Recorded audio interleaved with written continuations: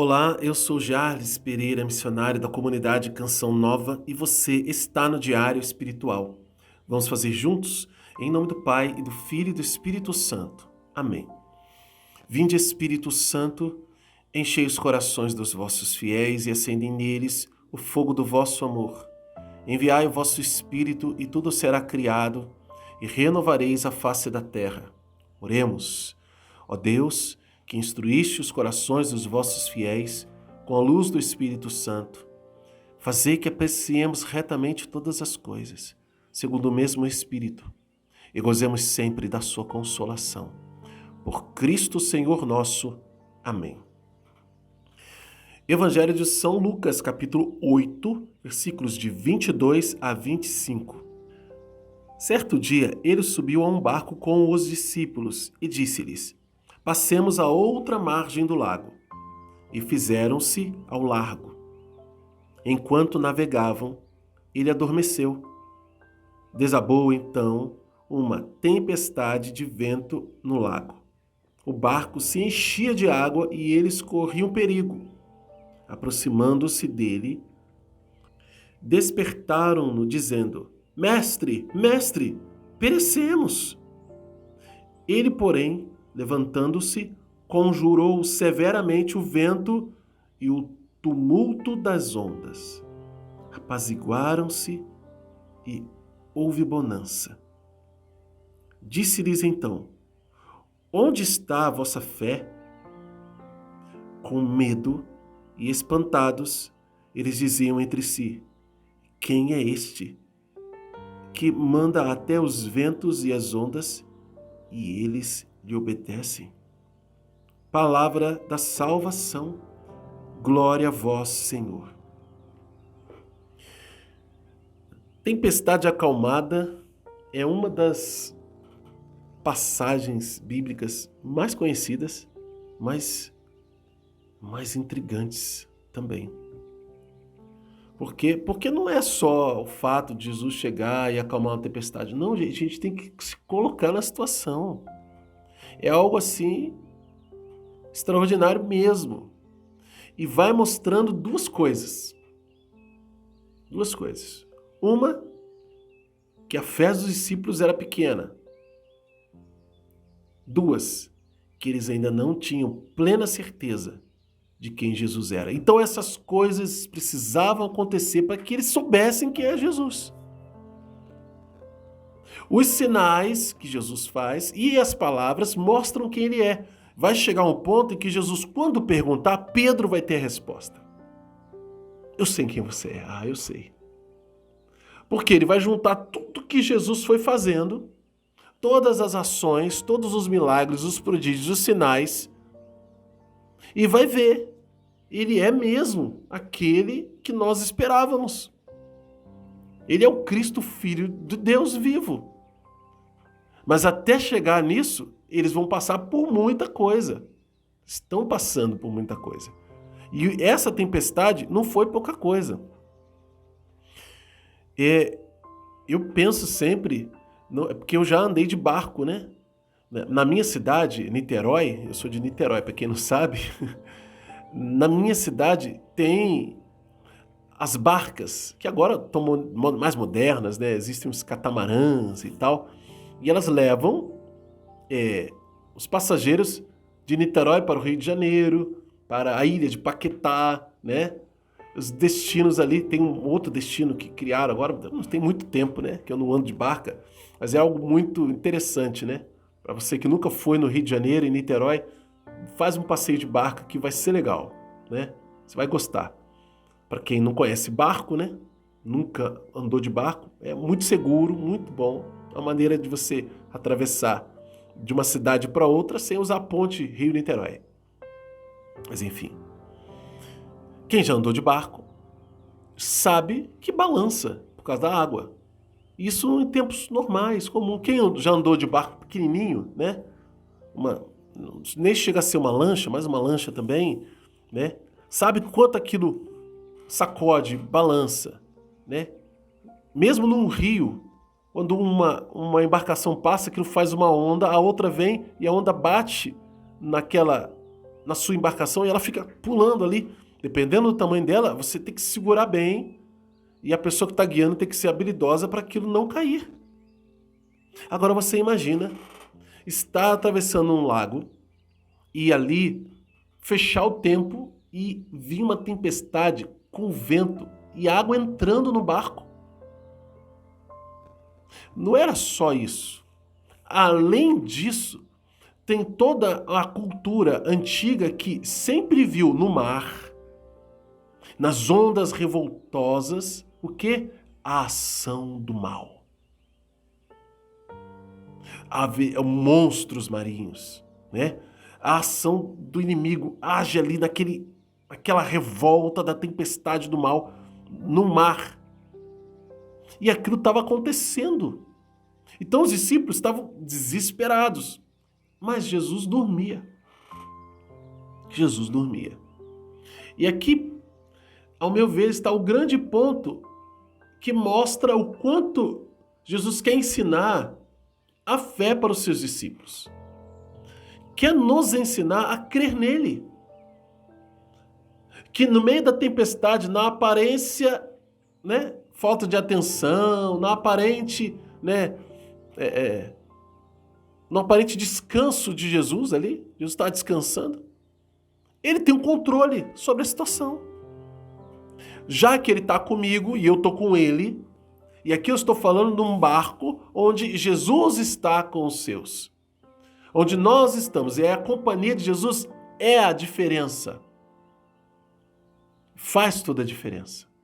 Porque quando no barco da minha vida eu não trago Jesus comigo, eu não estou com ele, ou eu não vou para um lugar onde ele me mandou ir, porque aqui é o início, né? Tem uma ordem. Subiu no barco e falou, atravessar para o outro lado. E a gente vai ver na próxima leitura o que isso significou. O que eles encontraram do outro lado. Como aquela tempestade apaziguada, acalmada, aquele vento, aquela água entrando no barco, que significa o mal, foi vencido por Jesus, estava tranquilo. Isso vai acontecer em seguida de outra maneira. Lá do outro lado. A gente vai ver. Você que já conhece esse trecho do Evangelho, já sabe, já está entendendo o que Lucas associou nas ações de Jesus. Entendeu, nossa, isso aqui tem a ver com isso. Isso está ensinando, está me ensinando, está te ensinando a acreditar em Deus. Mesmo que a coisa esteja feia. O negócio está feio, tá? Nossa, vamos morrer. Porque foi isso que eles falaram. Mestre, mestre, perecemos. E eles corriam perigo. Não era brincadeira. Perigo real, concreto. Jesus dormia, gente. A gente para pensar nisso.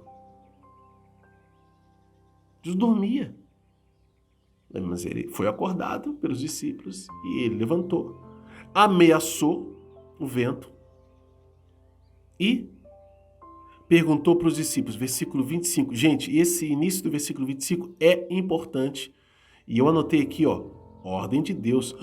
Como assim, ordem de Deus? Está fazendo uma pergunta? Mas essa pergunta, ela é muito concreta. Para dizer assim, vocês não têm fé? Onde está a vossa fé? Cadê a fé? Mostra a fé. Entendeu? Mostra a sua fé. Jesus está dizendo, vocês não têm fé? Onde está a vossa fé? Mostre.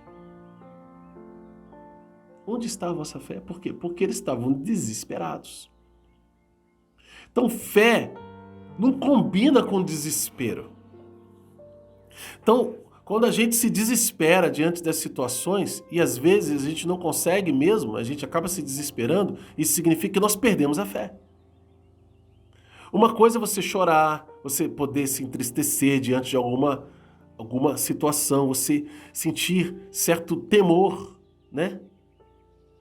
Mas a sua postura de enfrentamento daquela situação manifesta a sua fé. É perigo? É.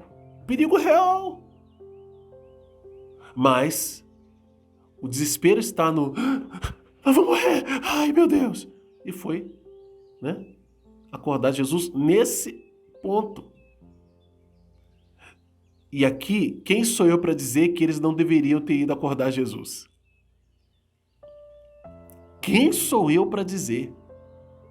Mas talvez, e eu digo talvez de novo, eles pudessem ter dito para Jesus: Jesus, tá ficando difícil a nossa situação aqui. O Senhor poderia nos ajudar? Porque a gente não está dando conta. Ah, Jales, mas não foi isso que eles falaram? Mas de uma maneira muito mais dramática, né? Pegando em Jesus, mestre, mestre, perecemos, ou seja, estamos morrendo. Desespero. Não é que a gente não deva clamar a ajuda de Deus, não. Está difícil, gente, e muitas vezes está muito difícil para nós. A gente não vai ser orgulhoso, não, eu vou aguentar, eu tenho fé. Fé é recorrer a Deus, sim. É recorrer àquele que pode, não contar só com as suas forças. Mas talvez a maneira como a gente deva recorrer a Deus precise mudar. A maneira como eu digo que estou precisando dele precisa mudar. A gente aprende com a Virgem Maria, né? Claro, proporções diferentes, mas para aquele casal era complicado não ter mais vinho na festa. Maria pediu para Jesus. Falou com ele, olha, eles não têm mais vinho. Jesus entendeu, já disse, olha, não está na hora de eu fazer milagre. Minha hora ainda não chegou. E ela insistiu, jeitinho de mãe. Chamou o pessoal e falou assim, ó, faça tudo que ele mandar. Mandou o povo ir lá até Jesus. Aí Jesus teve que fazer, fez o milagre. Então, há maneiras e maneiras de pedir a Deus. Quem tem fé, quem sabe, quem tem certeza, não vai fazer sim. É claro, não dá para comparar, né, a Virgem Maria. É por isso que a gente pede a intercessão dela. Mas, entenda, e eu entendo isso, a palavra de Deus hoje quer nos ensinar a ter fé, a mostrar a nossa fé no meio da tempestade, no meio do problema, sabendo que Jesus está lá, ele está tranquilo, ele está dormindo, então não vai acontecer nada de pior. Não pode acontecer nada de pior. Jesus está aqui comigo. Mas se eu não estiver aguentando mais, se realmente estiver muito difícil, muito pesado para mim, eu vou ter que ir lá com um jeitinho e falar, Jesus, sei que você está dormindo, não precisa acordar não. Mas aí dormindo mesmo, dá um jeitinho no vento, na tempestade, porque eu não tô dando conta.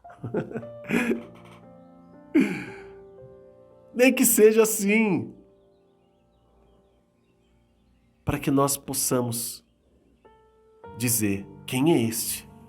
Que até os ventos e as ondas a eles lhe obedecem. Jesus é Senhor de todas as coisas. E não importa o tamanho da tempestade, Ele é Senhor. Agora, onde está a vossa fé? Onde está a vossa fé? Vamos anotar no nosso diário? Não tem promessa, mas a ordem de Deus tem versículo 22 e versículo 25a. E princípio eterno no versículo 25b. Quem é este que manda até os ventos e as ondas